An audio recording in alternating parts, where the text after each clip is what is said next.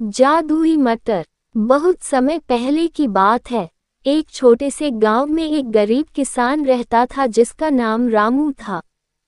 रामू के पास केवल एक छोटा सा खेत था जिसमें वह मेहनत करता, परंतु मौसम की मार और जमीन की खराबी के कारण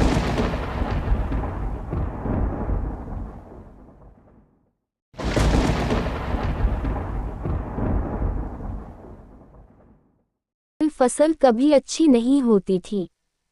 उसकी पत्नी और बच्चे भूख से तड़पते थे, लेकिन रामू के पास और कोई चारा नहीं था। एक दिन रामू एक दुकान के मालिक के पास जाता है और उनसे काम करने के लिए काम मांगने लगता है, पर दुकान का मालिक उसे भगा देता है। कहता है भिखारी कहीं के। रामू उदास होकर घर आ जाता है।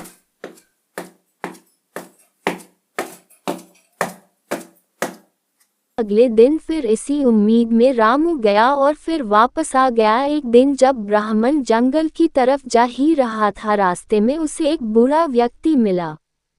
वह व्यक्ति बहुत ही साधारण कपड़ों में था, लेकिन उसकी आंखों में चमक थी। उस बूढ़े व्यक्ति ने रामू से कहा, मैं जानता हूँ कि तुम बहुत कष्ट में हो और मैं तुम्हारी मदद कर सकता हूँ। मेरे पास ये जादुई मटर है, इन्हें जमीन में बो दो। ये तुम्हारी सभी परेशानियां हल कर देंगी। रामू को पहले तो यकीन नहीं हुआ, पर उसकी गरीबी और बच्चों की भूख ने उसे वह मटर लेने पर मजबूर कर दिया। वह धन्यवाद कहकर मटर लेकर अपने घर चला गया। अगले दिन रामू ने वे मटर अपने छोटे से खेत में बो दिए। देखते ही देखते आश्चर्य की बात यह थी कि कुछ ही घंटों में वे मटर के पौधे उगाए और देखते ही देखते आसमान छूने लगे।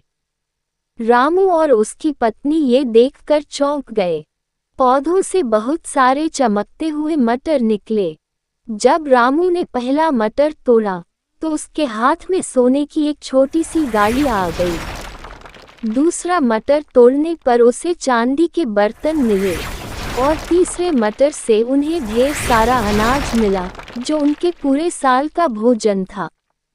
रामू और उसका परिवार बहुत खुश हो गया।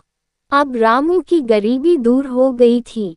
उसने अपनी मेहनत और ईमानदारी से उस जादुई मटर का इस्तेमाल किया और गांव में एक बड़ा घर बनाया। वह गांव के गरीबों की मदद करने लगा और सबकी जरूरतें पूरी करने में जुट गया। लेकिन रामू को हमेशा वह बूढ़ा व्यक्ति याद आता, जिसने उसे ये जादुई मटर दिए थे। उसने उस व्यक्ति को ढूंढने की बहुत कोशिश की, पर वह कभी नहीं मिला। रामू ने समझा कि वह कोई साधारण व्यक्ति नहीं, बल्कि भगवान का भेजा हुआ दूत था, जो उसकी परीक्षा लेने आया था। कहानी की सीख। इस कहानी से हमें ये सीखने को मिलता है कि ईमानदारी, मेहनत और सही अवसर का सही उपयोग करने से जीवन में सभी समस्याओं का समाधान हो सकता है।